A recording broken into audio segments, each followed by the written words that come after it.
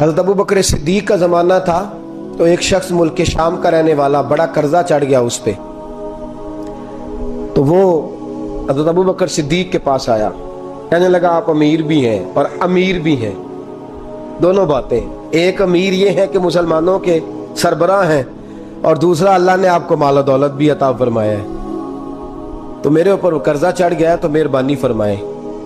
وہ کہتا ہے حضرت صدیق اکبر نے میرا ہاتھ پکڑا، گھر کے اندر لے گئے، باہر سے دروازہ بڑا اعلیٰ تھا لیکن گھر کے اندر گیا تو چارپائی بھی کوئی نہیں تھی، کھجور کی چٹائیاں بچھی ہوئی تھی، کھجور کی چھال کی، اور وہ بھی پھٹی ہوئی۔ فرماتے ہیں سیدنا صدیق اکبر نے بٹھا لیا مجھے اور مجھے کہنے لگے یار تجھے ایک عجیب بات نہ بتاؤں؟ کہ بتائیے۔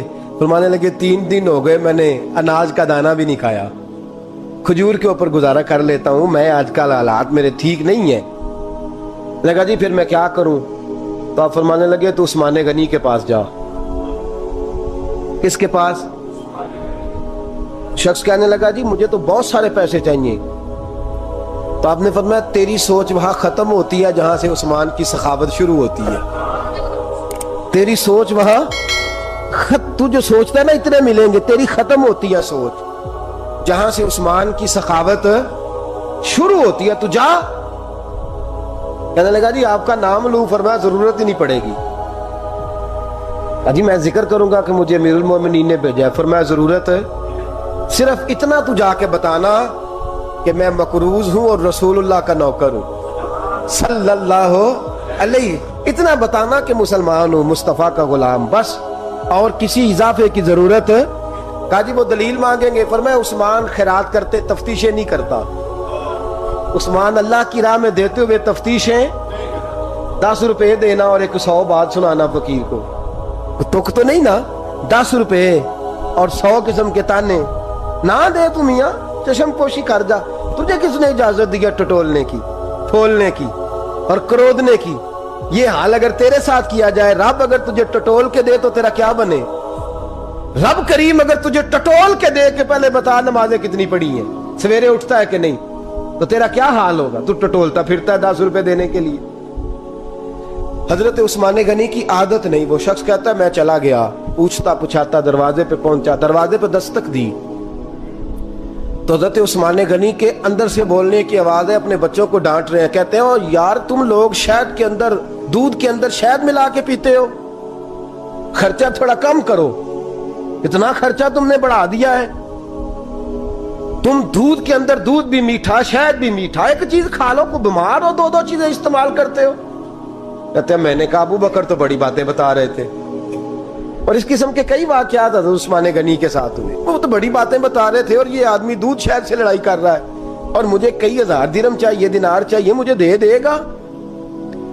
فرماتے ہیں اب وہ ڈانٹ کے باہر آئے، میں دروازے پہ تھا، آتے ہی کہنے لگے میں آیا نا تو جب میں نے السلام علیکم کہا تو وہ سمجھ گئے میں مسلمان ہوں۔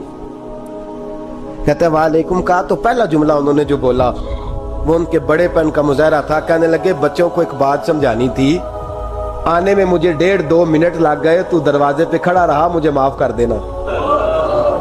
بڑے لوگوں کی بڑی باتیں، بڑے لوگوں کی بڑی باتیں، اتنا بڑا قد ہے اتنا بڑا اخلاق ہے۔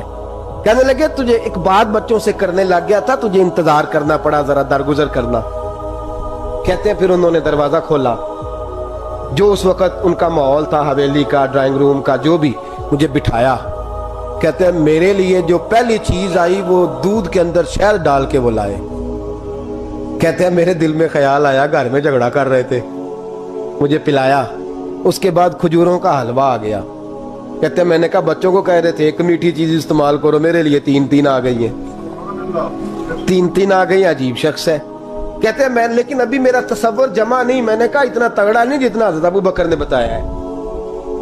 کہتے ہیں کھلا پلا کے نا پھر پوچھنے لگے کیسے آئے ہو، کیسے آئے ہو؟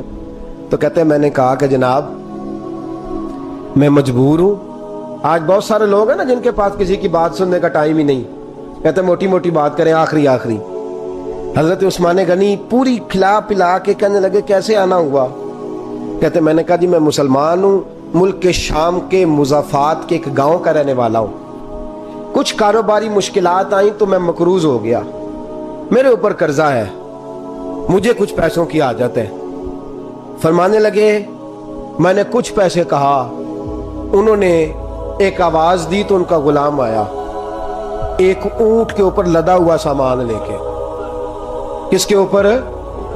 اونٹ کے اوپر۔ کہتا ہے مجھے 3000 اشرفیوں کی ضرورت تھی، میں نے بتایا نہیں 3000 چاہیے۔ اونٹ آیا تو حضرت عثمان غنی کہنے لگے اس اونٹ پر تیرے لیے، تیرے گھر والوں کے لیے میں نے کپڑے بھی رکھوا دیے، کھانا بھی رکھوا دیا اور 6000 اشرفیاں بھی رکھوا دیے، تو پیدل آیا ہے تو اب اونٹ لے کے جا۔ کہتے میں نے کہا حضور اونٹ واپس کون کرنے آئے گا؟ کہنے لگے واپس کرنے کے لیے دیا ہی نہیں تو تحفہ ہے، تو لے جا۔